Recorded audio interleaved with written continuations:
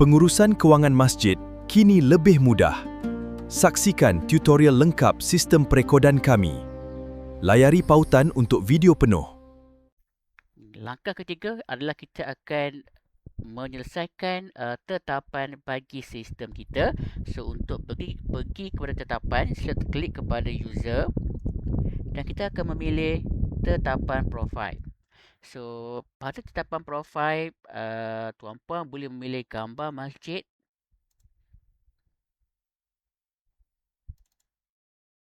dan nama masjid, boleh masukkan alamat masjid.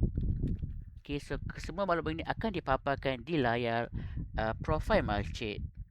Okay, telefon masjid sekiranya ada, email masjid dan lokasi masjid menggunakan Google Map embedded URL.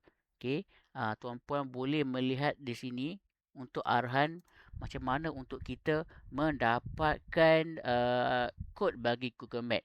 Tapi sekiranya tuan-puan tidak berjaya untuk menambah bagi Google Map, so boleh berhubung dengan pihak kami untuk bantuan. Walaupun bagaimanapun setting ini adalah hanya opsional saja, tapi ia membantu kepada pelawat ataupun pengguna masjid untuk melihat kedudukan masjid tuan-puan. Okey, di bawah sini kita ada tanda tangan rasmi. So, tanda tangan rasmi sekiranya tuan-puan ingin menghasilkan resit yang mempunyai tanda tangan, maka di bawah sini adalah ada mod paparan tanda tangan, sama ada kita nak paparkan imej tanda tangan ataupun kita papar mesej cetakan komputer sahaja. So, tuan-puan boleh memilih sama ada yang pertama ataupun yang kedua. Dan juga kita ada pengurusan voucher, penanggungjawatan. Okey, untuk voucher, siapa yang bertanggungjawab untuk menguruskan voucher? Biasa akan diuruskan oleh bendahari. Contoh, saya letakkan nama saya sahaja.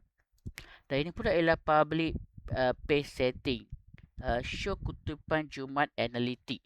So, ini adalah bagi page public profile masjid. So, tuan-puan boleh pilih sama ada ingin menunjukkan jumlah kutipan Jumaat bagi masjid ataupun tidak ingin memaparkan maklumat tersebut. Sekiranya ingin memaparkan, kita hanya buka sahaja. Tapi sekiranya tidak ingin dipaparkan, kita akan padamkan sahaja.